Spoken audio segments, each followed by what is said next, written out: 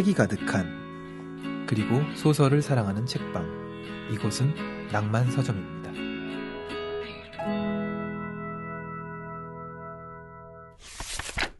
저는 이 작품을 이제 이미지로 좀 이제 그려보게 되잖아요.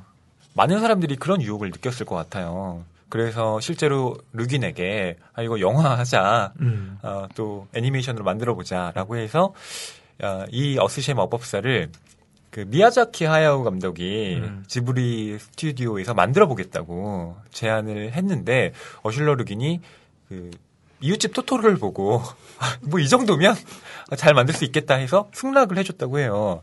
근데 알고 보니 미야자키 하야오가 만든 게 아니라 아들이 만들었다고. 네, 폭망했죠. 개드전기. 예, 혹시 개드전기 보셨나요? 예, 당연히 봤습니다. 어떠셨나요?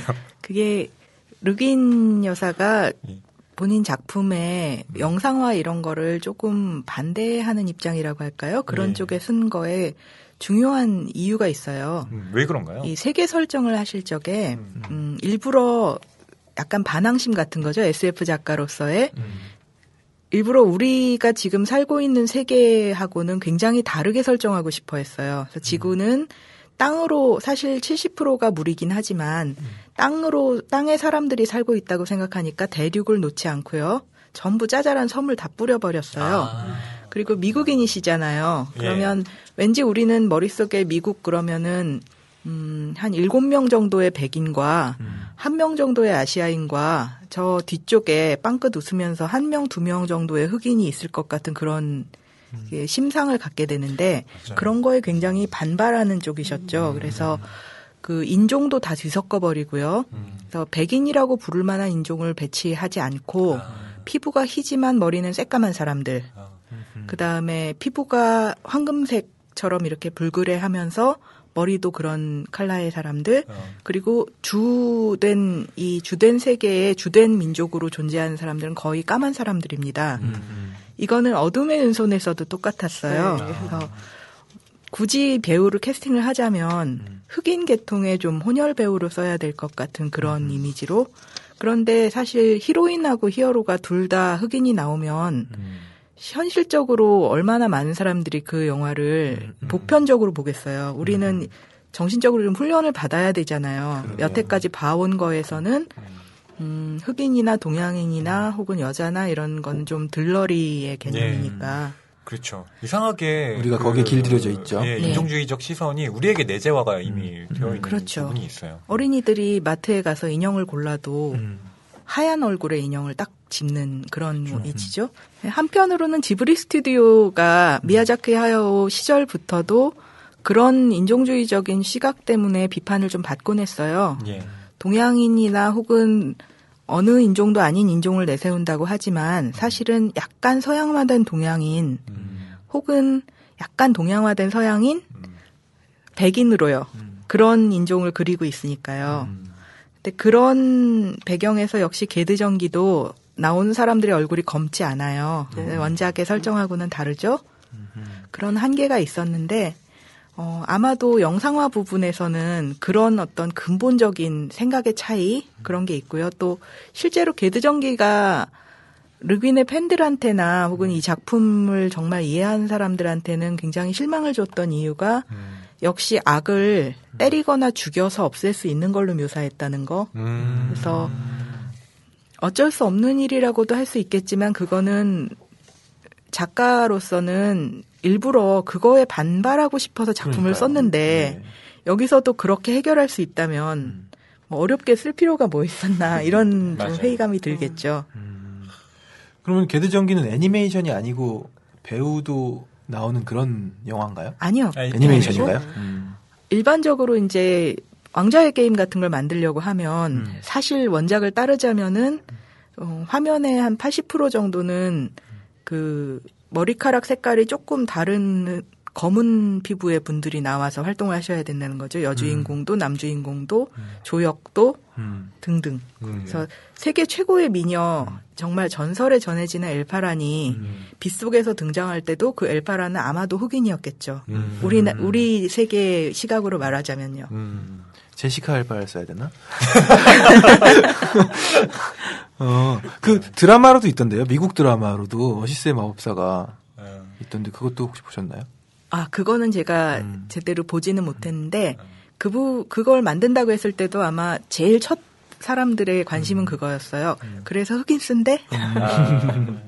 그렇군요. 네. 그러게요. 그 아까 어둠의 왼손 잠깐 언급하셨는데 그 어둠의 왼손의 그 외계행성에 나오는 사람들의 경우에는 규정된 성이 없죠.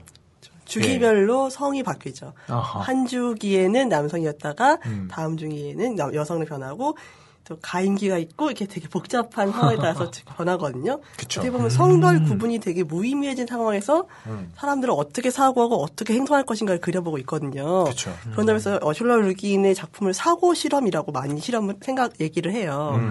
어떤 상황과 이런 상황이었을 때 우리는 어떤 식으로 사고를 하고 어떤 식으로 역사를 만들고 어떻게 행동하게 될 것인가를 실험하는 것을 보여주고 있거든요.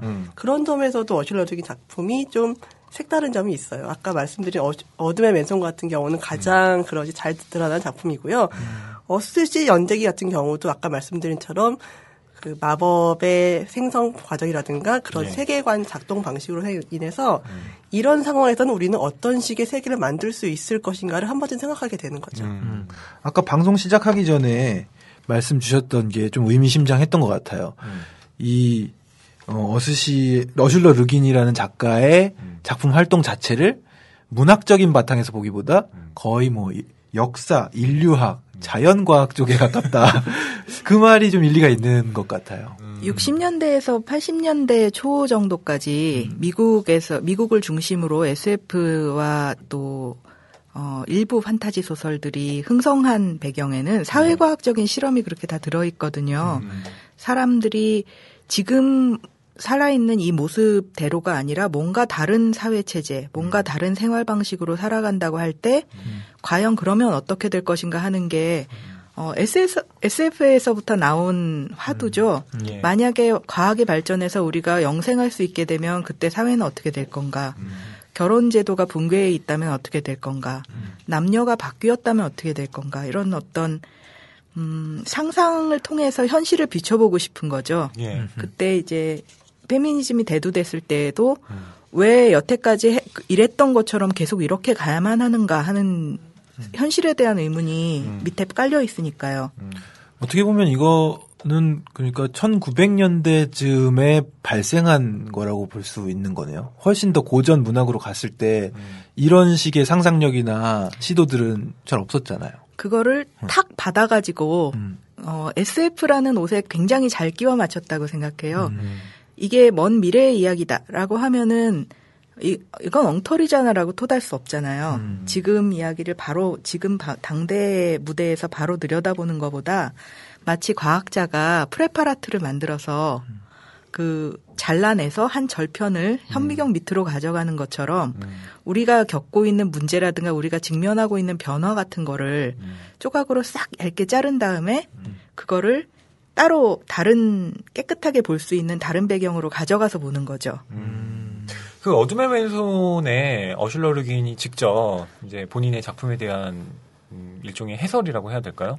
본인의 작품을 어떻게 썼는지를 이야기하고 있는데 거기서 끊임없이 이야기하고 있는 게 내가 쓰는 이 과학 소설 뭐 이런 판타지 문학들은 미래에 대한 이야기가 아니라는 거예요. 그러니까 이건 철저하게 이 현실을 사고 실험하기 위해서 만든 하나의 묘사품이다라고 말을 해요. 그러니까 본인의 작품에 대해서 이게 뭐 과학적으로 이건 안 맞아 뭐 이렇게 공학적으로 보면 이건 말도 안 돼 이렇게 이야기하는 건 사실상 아무 의미가 없다는 거죠. 그러니까 정말로 이 현실을 들여다보기 위해서 그러니까 다른 프리즘을 들이대기 위해서 과학 소설, 뭐 판타지 문학 이런 것들을 이제 어슐러 르긴이 썼다고 본인은 말을 하고 있더라고요. 소설의 역할을 어떻게 보면 제대로 하는 거기도 하네요. 그렇죠. 네. 근데 사고 실험을 하게 해주면. 근데 왜 이제 저번 주에는 이걸 잘 못 읽어냈을까? 여기까지 생각이 잘 안 미치더라고요. 그러니까 왜 우리는 오지연이 왜 이렇게 침묵만 하는지 그런 거만 보게 왜 되고. 우리 여기까지 둘이서 못 도달했을까? 오늘 이지연 선생님과 박수진 기자님이 계셔서 저희가 여기까지 올 수 있었습니다. 네. 저는 그래서 르기는 판타지를 썼더라도 신화를 읽는 독법으로 보는 거. 네. 아니요. 신화도 맞네요. 신화를 읽는 독법이나 혹은 SF를 읽는 독법으로 봤을 때가 훨씬 잘 보인다고 생각해요. 이게 기존의 판타지를 읽으시던 분들이 오히려 여기서 이제 장벽을 느끼고 기존의 SF를 즐기시던 분들은 오히려 쉽게 읽으실 수 있는 부분이라고 생각합니다. 그리고 또 독서 경험이 적은 분들, 어떻게 보면 연소한 사람일수록 제가 그걸 보고서 깜짝 놀란 건데요. 예. 사실 원래 청소년을 위해서 쓴 작품이고요. 네. 나이 어린 독자들은 많은 걸 따지지 않더라고요. 금방 그렇죠. 직관적으로 이 얘기가 뭔지를 파악을 하는 모습들을 많이 봤어요. 어린 왕자네? 이거 보아뱀이잖아. 뭐 이런 거. 코끼리를 삼킨 보아뱀이요. 모자 아니야. 뭐 이런 거. 아니, 등장 인물들이 다 10대예요. 이후의 시리즈에서도 되게 10대의 어린 소녀들이 주요 등장인물로 등장하면서 이 등장인물들이 어떤 한 성장 단계를 겪으면서 변화하거나 자신의 길을 찾는 내용들이 많이 나오고 있거든요. 그 이후 시리즈 보면은 게드는 주연이긴 한데 약간 중반쯤에 등장하거나 조연으로 밀려나고서 새로운 등장인물들이 그 주연의 자리를 차지하거든요. 말씀하신 것처럼 청소년들을 위한 책이라는 게 느껴지는 그런 부분인 것 같아요. 적어도 1권은 굉장히 청소년들을 위한 거죠.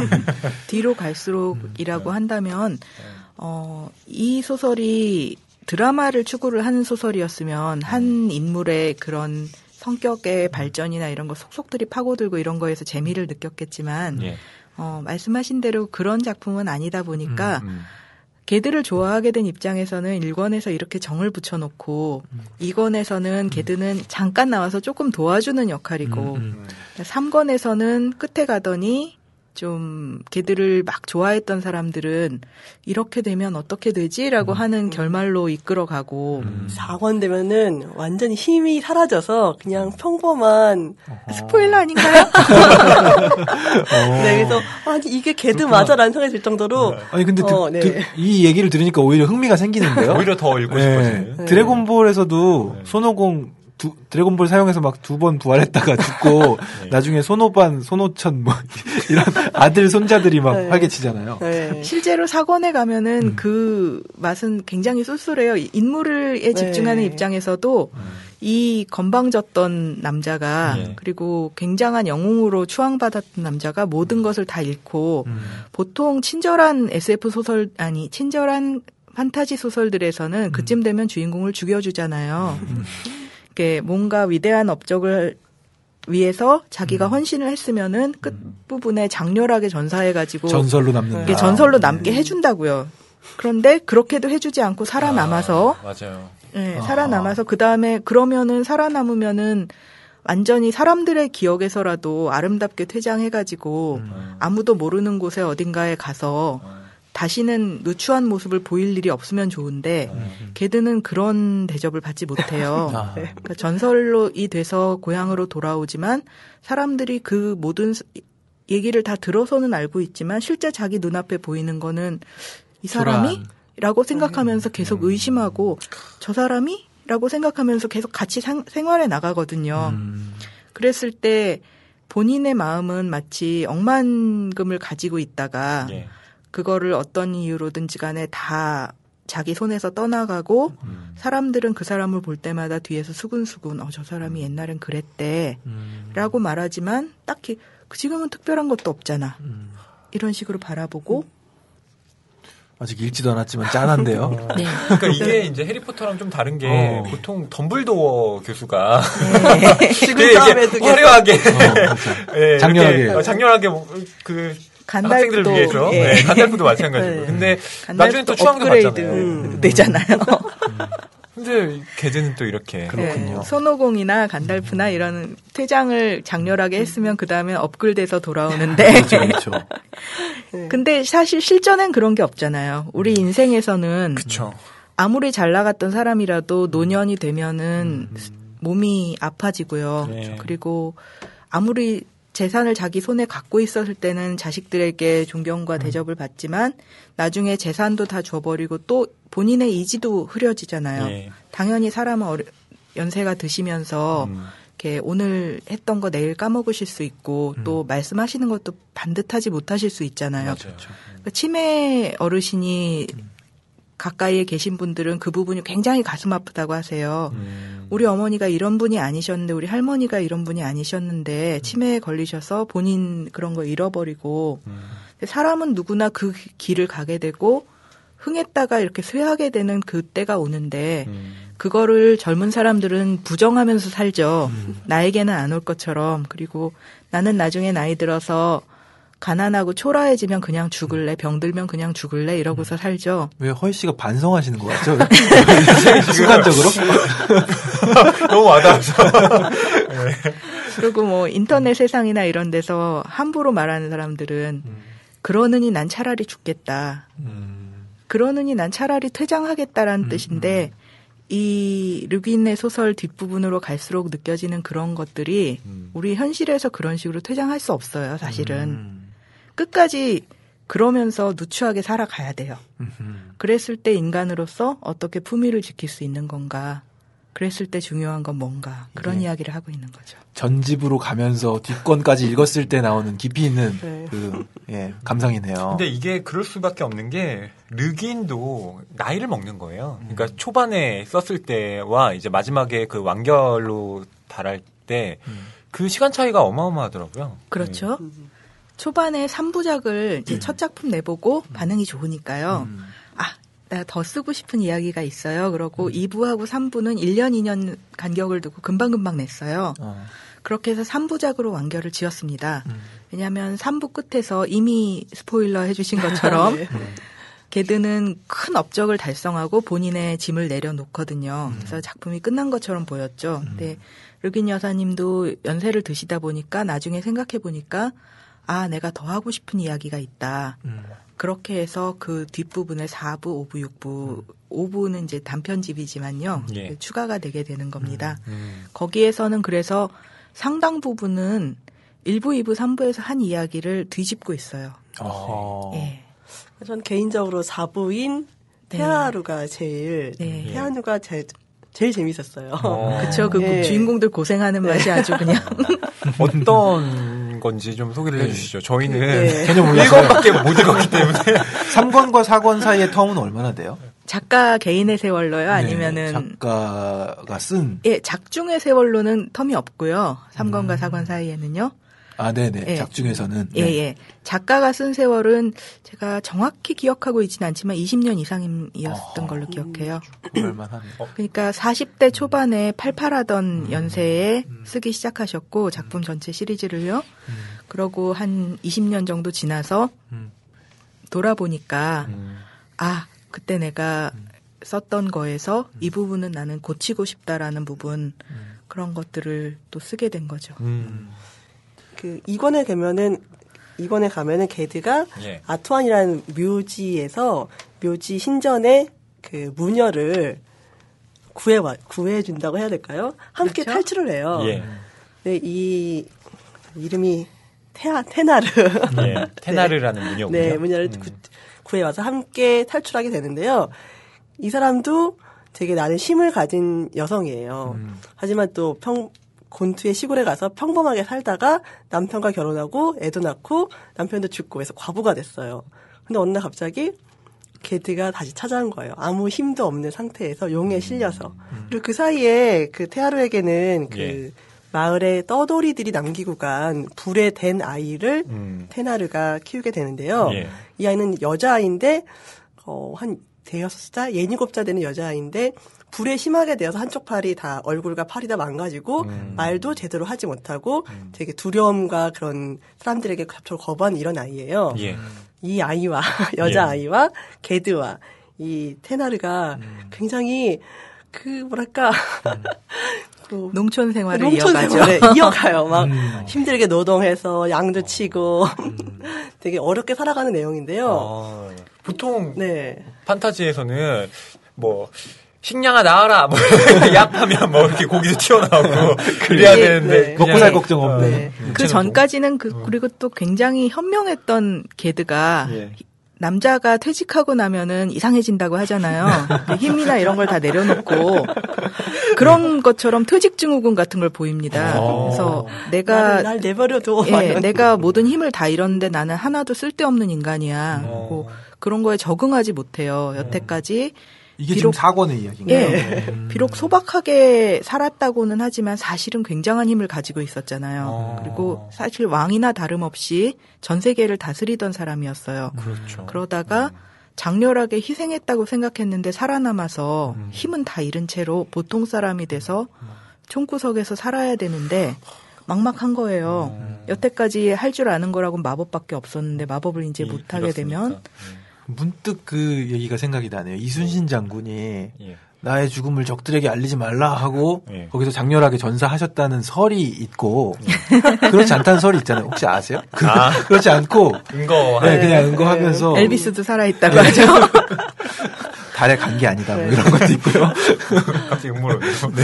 아무튼 그것도 생각이 좀 나네요. 네. 그렇게 고생하다 보니까 그 주인공 괴롭혀지는 소설 왕좌의 게임 같은 거 좋아하시는 분들은 그런 재미로 읽는 재미가 쏠쏠할 겁니다. 그리고 예전에 대현자였을 시절에는 말할 것도 없고 어렸을 때조차 그따위는 아무것도 아니었던 동네의 나쁜 마법사가 괴롭힙니다. 이 가족을. 근데 정말로 보잘것없는 사람이거든요. 옛날에 정말 어렸을 때도 양아치인가요? 그러니까 동네 양아치 정도 될까요? 그냥 군수에 뭐 이렇게 옆에서 치닥거리 하면서 그 작은 위세를 부리는 타입의 사람이죠. 그래서 그 작은 위세를 부리는데 그 위세 앞에 굴하지 않는 뭔가 전설 속의 인물들이지만 굉장히 마음에는 안 들고 이런 사람들이 자기 구역에 있으니까 막 괴롭히는 거예요. 근데 정말로 책을 읽다 보면 답답해서 죽어요. 왜냐면 자꾸 당하니까. 자꾸 당한다는 것보다도 이 정말 위대한 인간 둘이 그 이브의 대무녀였던 아르아테나 이 사람도 세계의 구원자 같은 역할로 이브에서 나왔었다고요. 그러고 게드 왕이나 다름없고 왕하고 교황을 합친 것 같은 그런 존재였던 이 두 사람이 퇴직해서 아무리 시골에 왔다고는 해도 세상에 좀 급이 돼야지 어떻게 이런 거지 같은 것한테 괴로움을 받으면서 이렇게 힘들어도 되나라고 생각하는데 그럴 수밖에 없는 게 그들의 현실이죠. 이미 권력을 다 내려놨으니까요. 그러니까 저는 그게 다 르긴의 어떤 인식의 그 깨달음 같은 것이, 그러니까 자연적으로 그 시간이 지나면서 본인의 어떤 그 보고 들은 바 그리고 느낀 바가 굉장히 많은 세계관에 영향을 준 것 같아요. 작품의 끝에는 카타르시스가 마련되어 있으니까 보셔도 되긴 합니다. 네. 그리고 그 게드가 이제 퇴직했다. 그 어떤 퇴직 증후군을 드러냈다라고 하시는데 그것과 관련된 파리 리뷰 인터뷰도 있습니다. 저는 이게 어떻게 보면 남편 르긴의 이야기가 아닌가 싶기도 한데 이런 얘기를 해요. 찰스 르긴의 이야기가 아닌가. 네. 뭐라고 어슐러 르긴이 말을 하냐면 어떻게 그 소설가로 활동을 하면서 또 그 집안일까지 병행을 했냐 오랜 세월 동안 질문을 했더니 르긴이 답을 합니다. 한 사람이 두 가지를 전업으로 할 수는 없어요. 가족을 전적으로 수발하면서 소설가가 되거나 교수가 될 수는 없죠. 하지만 두 사람이 세 가지 일을 전업으로 할 수는 있어요. 그게 바로 우리의 해결책이죠. 소설가인 저와 교수인 찰스는 가사일을 분담해 세 가지 직업을 잘 수행해왔죠. 저는 20년을 전혀 돈 벌지 않은 채 그에게 의지해서 살았어요. 그러다가 제가 돈을 벌어오는 집안의 기둥이 되었어요. 멋지죠.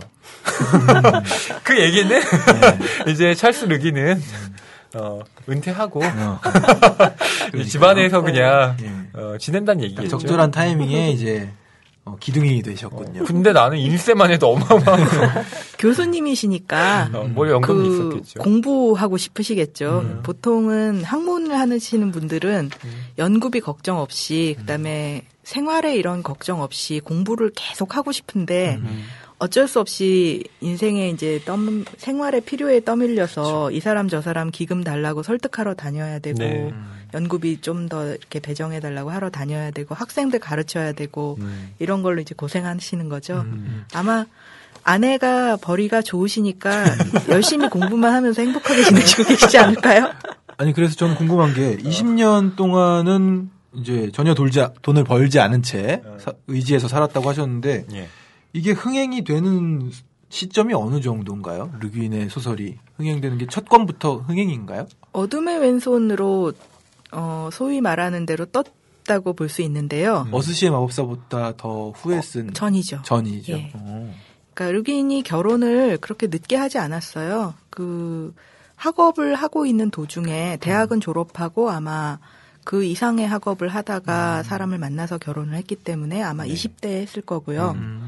그리고 어스시 같은 경우에 1968년도 작품이니까 예. 그러면 60년대 중반 정도까지는 아마 남편분이 벌어오시는 걸로 생활을 하시고 그렇겠죠. 그 이후부터는 전 세계에서 걷어들이는 인쇄 수입이 교수 남편 월급에 수십 배 되지 않을까. 어스시 시리즈 1, 2, 3권을 쓰고 또 한 20년을 쉬었다고 했잖아요. 근데 작품 활동은 굉장히 활발하게 했으니까요. 예. 1, 2, 3권 쓰고 나머지 다른 작품들을 또 쓰시다가 예. 다시 어스시 시리즈로 돌아와서 4권을 쓰신 거군요. 그렇죠. 그럼 4권이 오랜만에 나왔을 때 흥행도는 또 굉장히 4권도 어스시 시리즈 같은 경우에는 골수 팬이 굉장히 있어요. 그래서 그런 분들은 4권이 나온다는 소식을 듣고서는 안 죽고 살아있길 잘했어요. 나오기 전부터 전부 아마존에 들어가서 줄을 쫙 서가지고 와우. 예, 출간일이 그래서 언제라고요? 이러면서 책을 구입했죠. 그렇군요. 이게 음악하는 입장에서 예. 이 1, 2, 3집 앨범 수많은 감성들을 쏟아내고 좀 다 떨어졌다 싶을 때 이제 4집이 마지막 앨범인 경우가 되게 많거든요. 서태지와 아이들. 넥스트도 그때 4집 내고 해체하고 뭐 이랬었단 말이죠. 제주소년도 4집 내고 그래서 일종의 휴지기를 가졌는데 이 4집을 이렇게 기다려준 어시스시 4권을 이렇게 줄 서서 기다리신다는 거는 굉장히 예술가로서는 기쁜 일이 아닌가. 근데 4집 이렇게 얘기하시니까 그거 맞는 것 같은 게 보통은 3부작이 되게 많거든요. 뭐든 3부작으로 다 완결 짓고 끝내는데 그러네요. 4부작. 트릴로지를 좋아하죠. 옛날에는 소설이 원래 그 소설 처음 발전하던 시기에는 3권 세트였다고 하잖아요. 예. 그렇죠. 3부작이 뭔가 완결성이 또 있기도 하고. 책이 가득한 그리고 소설을 사랑하는 책방. 이곳은 낭만 서점입니다.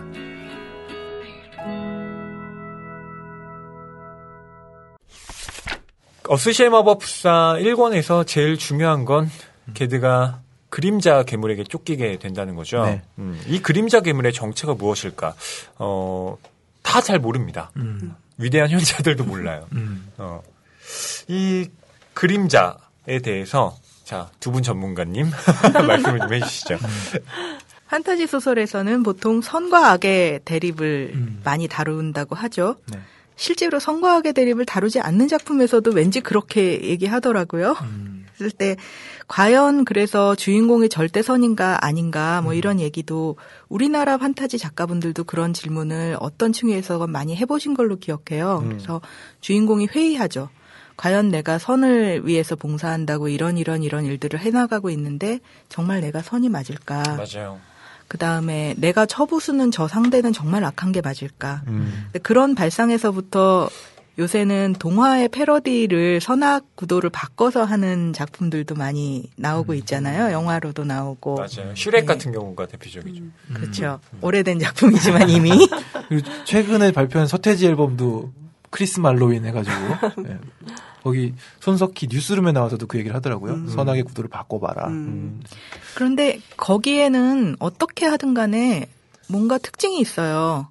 악을 배제할 수 있는 것처럼 생각하는 게 그 특징이거든요. 그래서 내가 선이든 네가 선이든 누군가 한쪽은 선이고 그리고 누군가 한쪽은 악이고 혹은 내 품 안에 선과 악이 다 있다고 하더라도 그거를 그중에서 악을 잘라내서 없애버릴 수 있는 것처럼 생각하죠. 그러니까 일반적인 그 일본 애니메이션이나 일본 만화 작품들에서 보면은 그 악이 아주 선명하게 악당으로의 모습을 입고 나타나면은 그 악당을 확 어떻게든 간에 물리치면은 세상은 평화가 돌아오고 다시 선이 지배하는 걸로 이렇게 잔잔한 결말, 훈훈한 결말을 맺게 되는 거죠. 근데 르빈 여사가 작품을 쓸 적에 가장 반발하고 싶어 했던 아이디어가 바로 그건 것 같아요. 그래서 그것이 테마가 됐는데 이 그림자가 바로 악의 상징인 건데요. 처음에 게드가 이 그림자를 세상에 풀어놓습니다. 예. 그러고서 그림자에게 쫓기죠. 왜냐하면 힘이 약하니까요. 그래서 그림자는 게드로서 상대할 수 없는 엄청난 힘을 가졌고 마치 반지의 제왕의 사우론처럼 맞아요. 그리고 뭔가 전능한 것 같이 느껴지기도 합니다.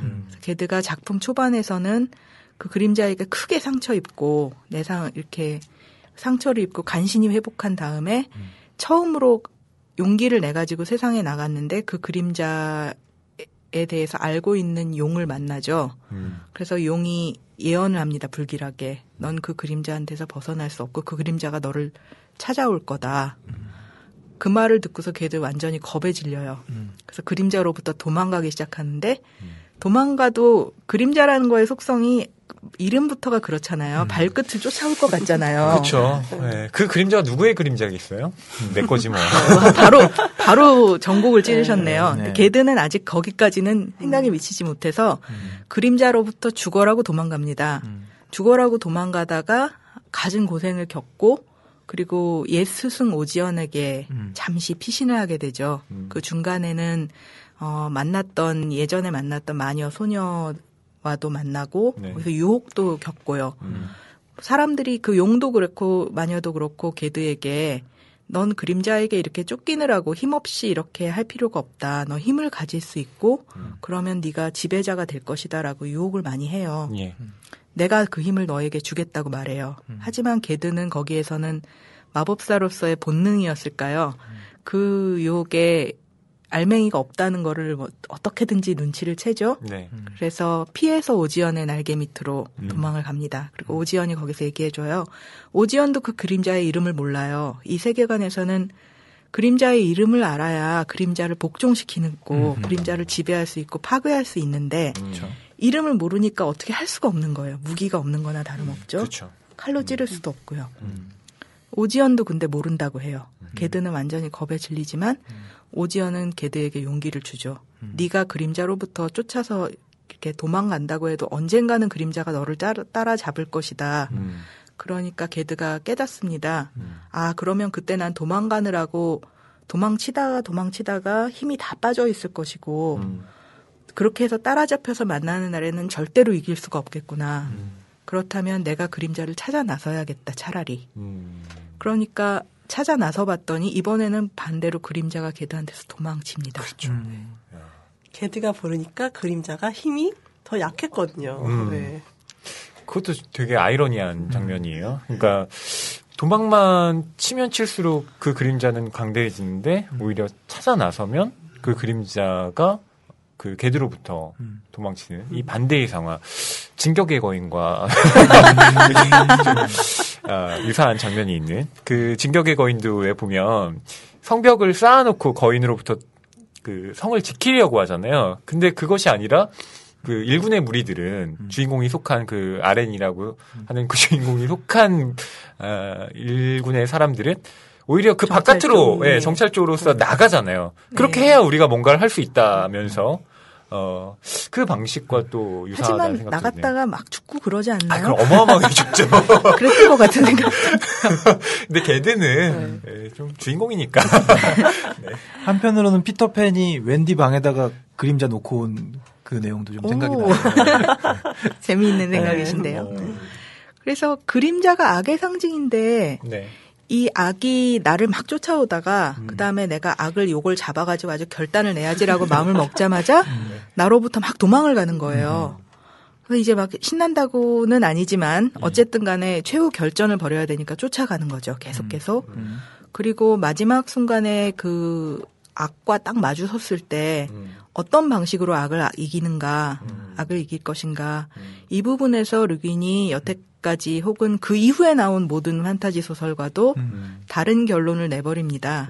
그리고 그 다른 결론을 영화 제작자나 혹은 그 지브리 스튜디오나 이런 데서는 바꿔버려서 굉장히 실망을 줬죠. 르귄은 그 쫓아간 그 악의 상징 순수 악을 모르도르의 불길 속에 쳐넣는 걸로 없앨 수 있다고 생각하지 않았어요. 반지의 제왕 같은 경우도 그 부분이 포인트는 아니지만요. 반지는 힘을 파괴함으로써 악을 무력화시켜버리죠. 그렇죠. 악의 그 힘에 대한 갈망 자체가 악이라고 생각했고요. 근데 여기에서는 악과 마주 섰을 때 악을 파괴하려는 것이 해결책이 아니다라는 말을 하고 싶었던 것 같아요. 약간 중요한, 예. 태극의 음양 조화 같은 느낌이 있어요. 그러니까 동양적인 세계관이 네, 있다니까요. 네. 예. 그러니까 선과 악의 이분법적인 세계가 아니라 그 노자가 이야기하는 일종의 무의자연 있잖아요. 아무것도 하지 않음으로써 오히려 그 자연 상태가 되는 그런 것과도 비슷한 면이 있고요. 그러면서 되게 유연한 사고라고 해야 될까요? 제가 아까 파우스트의 그림자가 등장 장면에서의 그림자하고 굉장히 이미지가 겹친다고 말씀드렸었는데요. 파우스트에 나오는 메피스토펠레스의 첫 등장하는 장면과 그림자 어스시의 마법사에서 처음 등장할 때의 장면이 시각적으로 묘사나 이런 게 굉장히 흡사한 느낌을 저는 받았거든요. 네. 그런데 한편으로는 이 그림자라는 용어도 그렇고요. 저는 작품 처음 보자마자 융이 생각났어요. 프로이트의 제자인 칼 융을 독자분들도 이름은 들어서 알고 계실 텐데요. 예. 융 하면 가장 유명한 게 아니마 아니무스 개념을 많이 가지고 나오죠. 남성 그렇죠. 속의 여성성, 그리고 여성 속의 남성. 그렇죠. 그런데 융의 그 개념 중에서 그림자 개념이 사회로부터 이렇게 사람이 성장하거나 이렇게 하나의 인간으로서 자아를 발달시켜 나가면서 뭔가 자기한테서 배제하고 싶은 게 생깁니다. 용인받지 못할 것이요. 예. 그런 것들을 무의식에서 이렇게 한쪽으로 치워버립니다. 그것이 그림자예요. 그래서 뭔가 내가 도덕적으로 사회에서 용인받지 못할 어떤 생각을 갖고 있다. 그러면 난 안 그래. 그러면서 분리해버리는 거죠. 그걸 자신으로부터. 그것이 바로 그림자가 됩니다. 근데 이 작품의 그림자는 융에게 로열티를 지불해야 될 정도로 비슷한 점이 있어요. 듣고 보니 그렇네요. 네. 아주 흡사하죠. 그 융의 어떤 견해로 파악할 수 있는 또 다른 작품이 하루키의 작품에서도 그림자가 종종 나와요. 그때의 그림자는 그 융의 그림자로 하면 대부분 다 들어맞습니다. 되게 신기할 정도로. 또 마지막에 그 그림자와 게드의 대결은 이걸 사실 영화나 뭘 만들었을 때 되게 그래픽하면 되게 맥 빠지는 장면이 되지 않았을까 싶긴 해요. 아니요. 그거는 요새같이 특수효과가 발전된 상황에서는 해결할 수 있을 것 같아요. 저는 인종적인 벽만 뛰어넘을 수 있으면 어느 시점인가는 굉장히 좋은 작품으로 영상화가 되지 않을까 싶습니다. 그러니까 이거는 그러니까 이 작품을 만약 영화로 만든다면 좀 이 심오한 세계관을 이해할 수 있는 그런 감독들. 그러니까 이를테면 되게 예술 영화 만드시는 감독들 있잖아요. 그런 분들이 좀 사실 이 작품을 해야, 그러니까 어떤 박진감 넘치는 액션보다 좀 철학적인 질문을 소화할 수 있는. 예. 근데 사실은 액션도 꽤 많은데요. 용하고도 맞짱 뜨고 그게 저희가 책 행간으로 읽으니까 용이 나오면 나왔나 보다 이런 느낌이지만 그걸 좀 박진감 있게 상상력을 영상으로. 저는 그러니까 이 소설에서 약간 이제 실망했던 부분은 뭐냐면 진짜 전투신이. 워낙 이렇게 저는 압도적인 이미지에 길들여져 있는 사람으로서 너무 심심한 거예요. 그러니까 야합하니까 이렇게 형들이 막 이렇게 말하니까 말을 듣는 게 그렇죠. 그리고 이름 막 이렇게 하니까 이름이라는 개념 때문에 이러니까 용이 그냥 가만히 있고 작품을 좋아하는 분들은 저를 비롯해서 그 앞부분에서는 오히려 인내하면서 읽어가다가도 이제 추격전 그런 걸 보는 맛으로 읽죠. 그러다가 마지막 부분에서 딱 그 해결을 짓는 그 부분에 이르면은 정말 이렇게 샤 하고 밀려오는 그런 느낌을 받거든요. 맞아요. 그 아까도 말씀하셨던 다른 영상으로 만들어낸 제작 업체들이 그 결론을 작가의 의도와 다르게 바꾸어서 결론 짓는 개드전기 같은 경우는 그 부분에서 굉장히 고생을 했죠. 네. 그건 거의 소송감 아닌가요? 죽일 수 없는데요. 르긴 쪽에서 작품을 소중한 뭐 결말을. 작품이 불쌍하니까 소송하고 싶지 않았겠죠. 아이고 가엾다 막 이런 느낌으로. 네, 결국 게드와 그림자 최후의 대결에서 게드가 그림자를 이긴 것은 그림자 이름을 자기가 알아낸 거였거든요. 그 이름은 바로 게드, 자기의 이름이었어요. 그림자가 자기였다는 거를 게드가 깨달았던 거거든요. 멋진 결말입니다. 이름을 지어서 복속을 시킨 거죠. 이렇게 보면은 굉장히 작가분이 오만하기도 해요. 나는 규정할 수 있고 사람이 자기가 맞닥뜨린 어떤 감당할 수 없는 거를 딱 이름 붙일 수 있고 이름 붙이면 순순히 와서 꿇을 수밖에 없다. 이런 자신감이 있거든요. 김춘수 시인으로 말하자면 앞에 쇠똥이 보이더라도 걔를 꽃이라고 말하면 걔는 나에게로 와서 꽃이 될 수밖에 더 있느냐 이런 식의 느낌. 예. 맞아요. 그 알티세르가 그런 이야기를 하잖아요. 그러니까 호명이라는 개념을 말하는데 결국 그 이름을 부른다는 행위 자체가 그 명명하고 하는 것 자체가 그것을 복속시킨다는 의미가 있다는 거예요. 그래서 제가 뭐 예를 들어서 경환 씨를 뭐 경환 씨 이렇게 불렀을 때 경환 씨는 저의 그 호명에 돌아볼 수밖에 없는 거죠. 그럼 저는 일종의 권력관계로서 위에 서게 되는 거예요. 안 봐야지. 볼 수밖에 없다니까. 마법이란 사물의 진정한 이름을 깨우치는 것. 위대한 힘을 지닌 많은 현자들이 단 한 사물의 이름, 유실되었거나 숨겨져 있는 이름 하나를 알아내는데 전생애를 바쳐왔다. 아직까지도 그 목록은 끝나지 않았지. 이 세상 끝날까지도 끝나지 않을 것이야. 들어보아라. 그러면 왜 그런지 알 테니까. 태양 아래 존재하는 이 세상과 빛 없는 다른 세상에 인간이나 인간의 말과 상관없는 것들은 아주 많으며 우리의 힘을 뛰어넘는 힘들도 존재하고 있다. 하지만 마법, 진정한 마법은 어스시의 하드 언어나 그 원천이 되는 옛 언어를 하는 자들만이 행할 수 있어. 만약에 세상의 모든 바다에 폭풍우를 불러오거나 잔잔하게 하는 주술을 걸려고 할 만큼 정신이 나간 위대한 바다술사가 있다면 그는 이니엔이라는 단어뿐만이 아니라 군도와 원회 전체를 통틀어 작은 부분들의 이름까지도 전부 말해야 해. 이름들이 존재하지 않는 저 가장자리에 이르기까지 말이다. 그러니 마법을 쓸 수 있게 해준 그것이 힘의 한계 또한 정한 것이란다. 현자는 가까이 있는 것들, 자기가 정확하고 완전하게 이름 부를 수 있는 것들만 다룰 수 있는 것이다. 다행한 일이지. 만약 그렇지 않았다면 삿된 힘이나 어리석은 지자들이 벌써 오래전에 바꾸지 말아야 할 것을 바꿨을 것이고 평형은 어그러졌을 테니까. 균형을 잃은 바다가 우리가 위험술에 발붙이고 있는 땅을 뒤덮어버리고 고대의 침묵이 돌아와 목소리도 이름들도 상실되어 버렸을 것이다.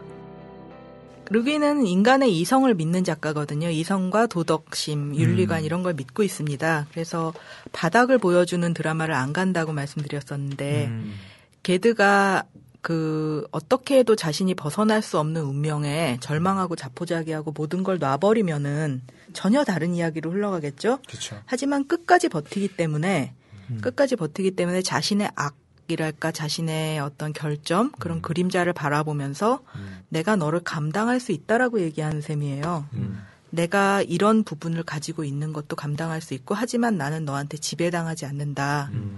내가 부족한 부분이나 악한 부분이나 비열한 부분이 있을지라도 그것이 나의 일부지만 그걸 인정하면서도 같이 가지고 갈 수 있고 그러면서도 난 비열한 인간이 안 될 수 있다. 이런 표명이거든요.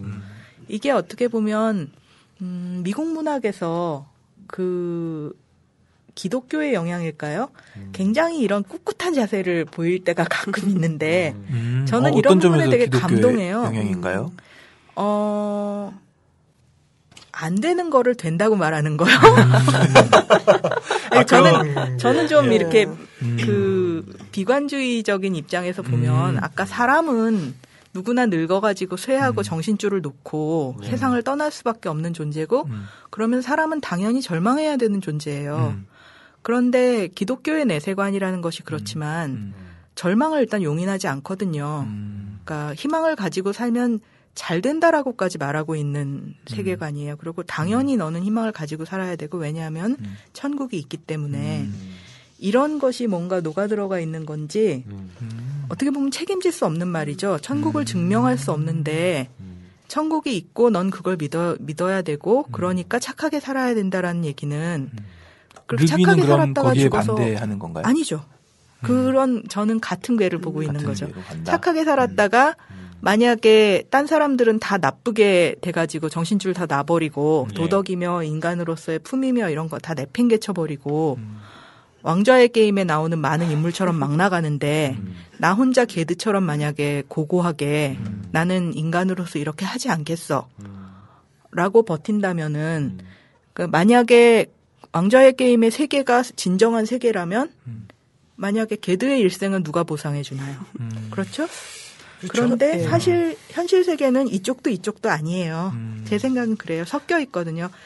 인간의 이성과 그다음에 인간의 바른 뜻과 그 고상한 자세를 믿는 사람들도 살고 있고요. 우리와 함께.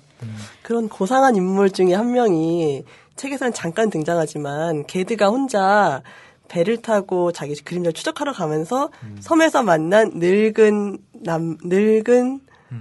노인들, 노부부라고 생각해 알고 보니 남매였더라고요. 그렇죠. 예. 그렇군요. 노부부가 봤을 땐 노부부인 줄 알았는데 잠깐 나오잖아요. 이 노부부 얘기가 2권에서 잠깐 나와요. 이 노부부가 왜 그 섬에 낯선 섬에 둘만 남게 되었는지. 근데 이 노부부가 사실 어떤 왕국의 왕족의 남매예요.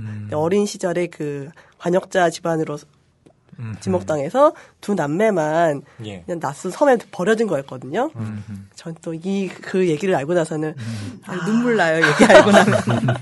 저는 약간 막장에 상상력을 했는데 아니 10살짜리 남자와 어린 여자 남매가 낯선 섬에 둘이 있었을 때 왜 막장 드라마가 펼쳐지지 않고 이토록 고상하게 늙어갈 수 있었던가. 사실 신화적으로 얘기하면 부부가 되었어도 아무 문제도 없죠. 근데 어쨌든 간에 오빠가 여동생을 버리지 않고 그 아무것도 없는 손바닥만한 섬에서 거의 바닷물 마셔가면서 애도 키우고 이렇게 해서 한평생을 거기에서 살다가 표류해온 개들을 도와줍니다. 그랬을 때 그 사람들의 그 아무 교육도 받지 못하고 아마 말도 거의 잊어버리지 않았을까 싶은 이 나이 든 사람들이 낯선 표류자를 보았을 때 물건을 빼앗고 그를 물에 처박아 버리는 게 아니고 도와주는 성선설의 표본 같은 이런 이야기는 뭔가 시사하는 바가 있죠. 그러니까 사람은 천사하고 짐승 사이에 어느 것이나 될 수 있다고 하잖아요. 그랬을 때 소설들이 어느 위치에 있는 사람들을 주로 이렇게 보여주는가 그런 것도 각각 재미가 있는 것 같아요. 저는 이게 청소년 소설이라는 걸 염두에 두지 않을 수 없다고 생각해요. 그래도 르긴 여사가 이거 청소년들 자라나는 이 새싹들에게 좀 희망을 보여줘야 되지 않을까. 그렇기에는 뒤에 가서 뭐 이제 그 어린 여자애를 강간하고 불에다 밀쳐가지고 죽게 내버려두고 떠나는 건달들이 나오고 그러죠. 그런 것도 나오는군요. 그렇죠. 근데 그런 악한 것이 있는 반면 한편으로는 그런 악한 것을 딱 보고서 나도 저렇게 살지 않으면 손해야라고 생각해버리는 사람들만 나오는 그쵸. 그런 이야기도 있을 수 있겠지만 그런 걸 봤을 때 저 악은 도대체 어디서 오는 거고 우리가 저 그림자를 향해서 뭘 할 수 있을까. 그런 사람들을 전부 잡아서 사형시켜버리는 걸로 악을 없앨 수는 없어요. 그렇잖아요. 그건 그렇죠. 악을 없애는 게 아니라 사람을 없앤 거죠. 우리나라에서도 요새 이제 흉악한 사건들이 보도되면은 사람들이 그걸 보면서 사형제도 모두 다시 욕을 하면서 예. 욕을 하는 걸로 마음이 편해져 버리는 그런 것도 좀 있다고 생각해요. 네. 저런 놈들 세상에 어디 있어? 다 죽여버려야지.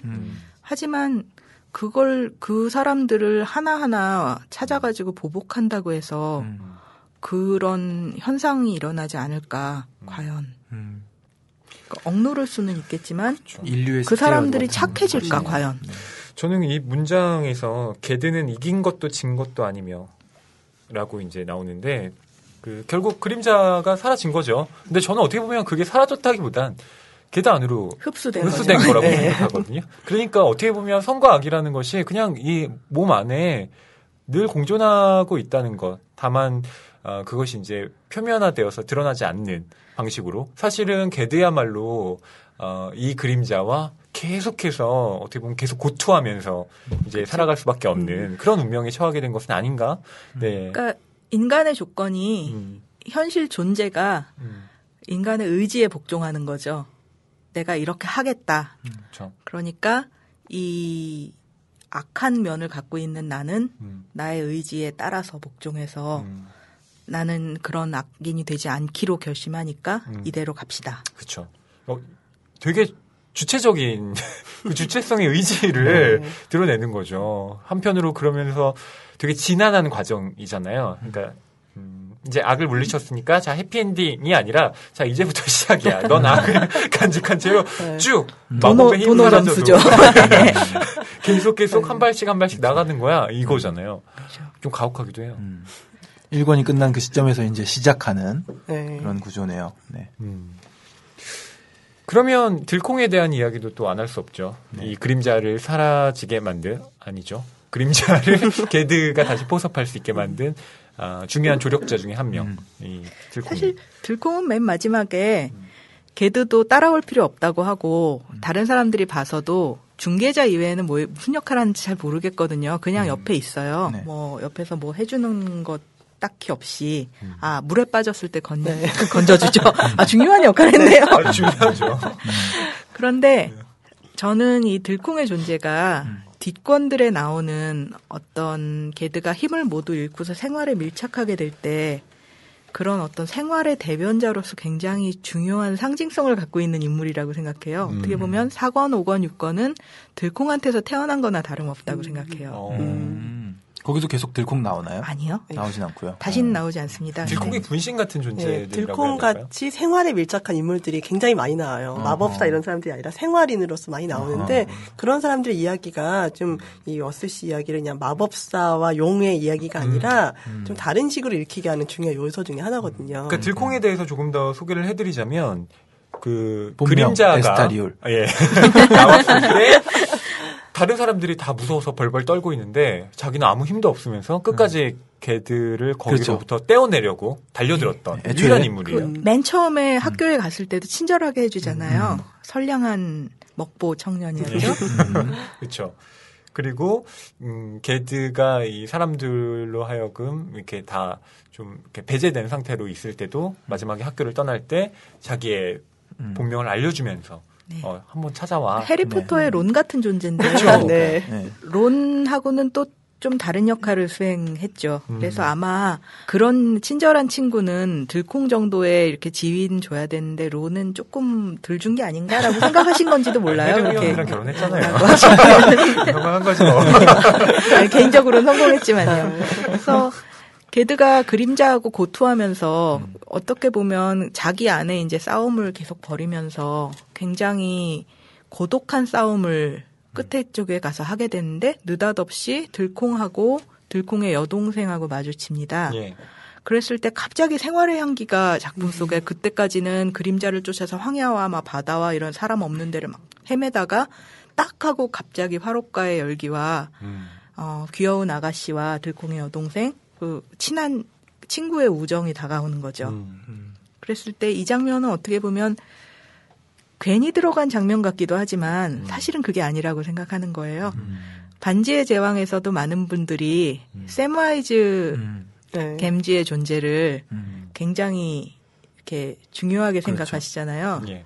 그 사람의 존재는 사실 없어도 그만인 것 같지만 양념으로 나타나다가 결국은 인간의 어떤 기본적인 거 생활에 밀착해 있으면서 충직함 또 호의 상대방을 의심하지 않는 순수한 어떤 그런 호의 이런 것들이 인간을 구원하는 게 아닌가 그런 상징적인 인물로 나오고 반지의 제왕은 그래서 끝에 그 모든 이상한 막 오크 나오고 불이 이글이글 뿜고 막 이런 거를 다 거쳐서 결국 샘와이즈 집에 오는 걸로 끝을 맺죠. 요정이면 뭐면 다 퇴장하고 그러고 정다운 우리 집에 보통 사람이 돌아오는 걸로.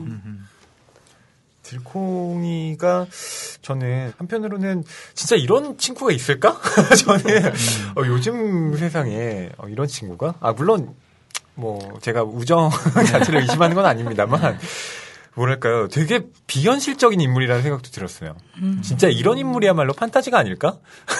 라고요. 그럴 수 있죠. 근데 그게 만약에 요즘 세상에 이런 여자가 있을까처럼 남성 입장에서요. 네. 들콩 같은 친구가 나한테 있나를 생각해보면 비현실적인데요. 내가 들콩 같은 사람이 될 수 있을까라고 생각하면 저는 굉장히 끌려요. 들콩 같은 사람이 될 수 있을까? 네. 왜냐하면 사실 이 책을 읽는 독자분들도 많이 그러하시고 보통 사람들이 다 그렇지만 우리나라에서 게드 같은 사람은 한 명 정도 있지 않겠어요? 아마 있다고 한다면 마법도 못 쓸 거고요, 일단. 근데 나머지 사람들은 다 들콩역이라고요. 우리 다 조연이야. 그렇죠? 조연일 뿐만이 아니라 뭔가 세상을 떨어올릴 특출한 능력도 없고 우리에게는 그다음에 뭐 악마와 싸워가지고 물리치고 이 세상을 구할 사람이 내가 아니고 그런 입장에서의 슈퍼히어로는 아니잖아요, 모두들. 그렇죠. 그렇죠. 보통 우리가 영화나 뭐 책을 볼 때 항상 주인공이 감정이입하지만 아니듯이. 네. 그랬을 때 그냥 그런 슈퍼히어로를 위해서 희생하는 게 들콩 역할은 아니에요. 그 노장사상으로 또다시 얘기하자면 예. 하나의 유용한 것이 있기 위해서 수많은 무용한 것이 그것을 바치고 있다고 하잖아요. 그랬을 때 그 하나의 유용한 것이 수많은 무용한 게 없으면은 그건 존재할 수 없어요. 뚝 떨어져 버리겠죠. 그랬을 때 산 꼭대기만 있는 게 아니고 산이라는 거는 산 전체가 우리인 것처럼 그래서 르긴 여사가 말하고 싶었던 어떤 인간의 선택이나 이런 것도 들콩과 같은 보통 사람들 누군가에게 진실한 친구가 돼줄 수 있고 대가 없이 어떤 호의를 베풀 수 있는 사람들 그런 사람들의 어떤 든든한 위대함이 빚어내는 게 아닐까. 예, 박수진 기자님은 뭐 들콩에 대해서 부연하실 말씀 있으신가요? 없습니다. 너무 완벽하게 말씀을 해주셔서. 그런 것 같습니다, 정말. 네. 그러니까요. 굉장히 이지원 선생님께서 이 작품의 어떤 캐릭터 번역자다우십니다. 아니 근데 사실 이 번역을 하셨다 그래서 네. 이 정도의 어떤 깊이 있는 해설을 할 수 있는 건 아니거든요. 그만큼 이 덕력이 어마어마하세요. 야 이렇게 다른 서사들과 또 엮어서 말씀하시는 것들 또 든든함 위대함이라고 말씀하셨던 네. 예, 부분. 저는 어린 왕자 저희 네. 공개 방송했잖아요. 거기서 정희원 작가님이 우리가 어린 왕자가 아니라 우리는 어린 왕자와 친구가 될 수도 있는 가로등지기에 더 가깝다라고 하셨는데 그때 그 가로등지기가 들콩과 비슷하지 않나라는 네. 생각이 들었어요. 네. 1분에 한 번씩 가로등을 켰다 껐다 하는 가로등지기. 되게 평범한 그런 인물들. 네. 저희가 마법사용 가이드라는 제목으로 이 어스시의 마법사 다뤄봤는데요. 네. 먼저 이지연 선생님께 이 어스시의 마법사 아직 읽어보지 못하신 분들께 어떤 추천 이런 분들이라면 좀 어슐러 르긴 작품 읽어봤으면 좋겠다 네, 이런 조언을 좀 해주시죠. 글쎄요. 책은 취향에 따라서 재미있을 수 있고 없는 거라서 저는 그냥 책을 좋아하시는 분들은 한번 가볍게 읽어보셔도 되지 않나 해요. 분량이 얼마 되지 않으니까 그 첫 권을 읽어보시고서 마음에 드시면 또 그 모험기를 한번 따라가 보실 수도 있는 거고요. 첫 권을 읽어보시고서 이건 좀 나에게 진입장벽이라고 생각되시면 또 좋은 책들이 얼마든지 있으니까요. 그 진입장벽을 느끼실 즈음 해서 낭만서점 요 43회를 딱 들으시면 아마 2권으로도 가실 수 있지 않을까 생각이 듭니다. 저는 2권으로 넘어가려고 하고 있습니다. 네. 책은 힘 빼고 읽는 게 제일이죠. 네. 기왕 2권으로 넘어가시면은 시리즈의 다음 권들도 한번 쭉 읽어보시면은 아까 방송 중에 말씀드렸지만 3권에서 4권 넘어가면서 저는 좀 새로운 재미를 느꼈는데요. 1, 2, 3권 시리즈가 나오고 4권, 5권, 6권이 나오면서 약간 텀이 있었잖아요. 그 사이에 텀을 같이 느끼면서 작가가 20년 동안 어떻게 생각이 바뀌었고 또 저도 이 책을 거의 한 10년 만에 다시 읽었거든요. 10년 사이에 다르게 느낀 게 많았는데 그런 식으로 그 간격과 그 사이를 한번 음미하면서 읽어보시면은 이 책이 더 재미있게 다가오실 수 있을 것 같습니다. 네, 경환 씨는 어떠셨나요? 네, 저는 아무래도 그 아까 말씀하신 대로 진입장벽을 느꼈던 한 사람으로서 오늘 함께 이야기를 하면서 르긴의 작품 세계, 어스시의 세계, 좀 매력을 느꼈고 다른 그 이후의 시리즈들도 읽고 싶다는 기분이 들었습니다. 네. 저는 이번 방송이 재녹음인데 진짜 두 분의 역할, 박수진 기자님과 또 이지연 선생님의 역할이 지대했다. 라는데 이분들이야말로 들콩이 물론 저희가 개들한 얘기는 아닙니다. 읽어 나가는 데에 대한 진정한 조력자로서 오늘 저희 방송 정말 잘 끝날 수 있게 도와주시지 않았나 싶습니다. 마법 사용 가이드인데요. 저는 마법을 어떻게 사용해야 될까 마지막으로 이런 고민을 해보게 됐습니다. 저에게 만약 어떤 마법을 사용할 힘이 주어진다면 뭘 할까? 저는 못 모르고 막 사용할 가능성이 농후한 인간이지만 그래도 이 책을 읽으면서 되게 스파이더맨에 나오듯이 큰 힘에는 큰 책임이 따른다. 마법이라는 거 함부로 사용하면 안 된다. 왜냐하면 여기에 또 중요한 모티프로 하나 나오는 게 변신 마법 사용할 때요. 오랫동안 그 변신을 계속 사용하고 유지하게 되면 결국 인간의 자아를 잃어버리게 되고 그 변신한 동물의 어떤 성격을 갖게 된다는 거잖아요. 그래서 곰으로 변하면 곰이 되어서 인간성을 잃게 된다던가. 자꾸 곰으로 변하는 마법을 사용하다 보면 곰 된다 이거죠.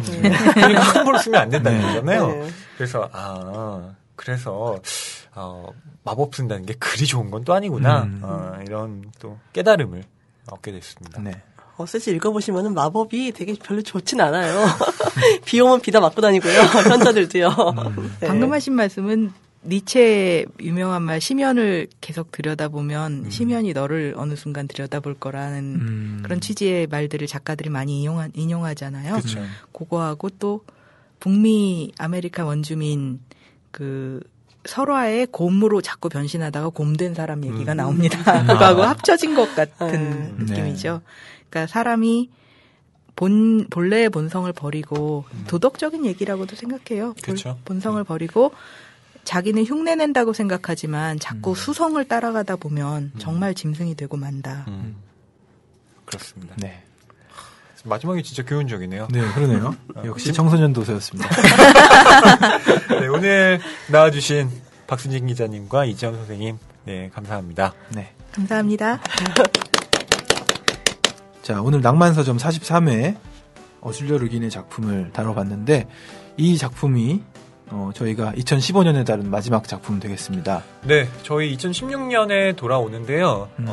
공지해드릴 게 하나 있습니다. 네, 저희가 잠시 방학을 좀 갖기로 했어요. 네. 그리고 2월 중순경에 특집 방송으로 다시 돌아올 예정이니까 한 달 반 정도의 시간 동안 여러분들도 책 많이 읽으시고 밀린 낭만서점도 들어주시고 2월 말에 저희는 2월 중순쯤에 다시 돌아올 테니까 그때 새로운 방송으로 만나 뵙도록 하겠습니다. 네, 여러분 저희 잊지 말아주세요. 네. 2016년 새해 복 많이 받으시고요. 2016년 2월에 뵙겠습니다. 감사합니다.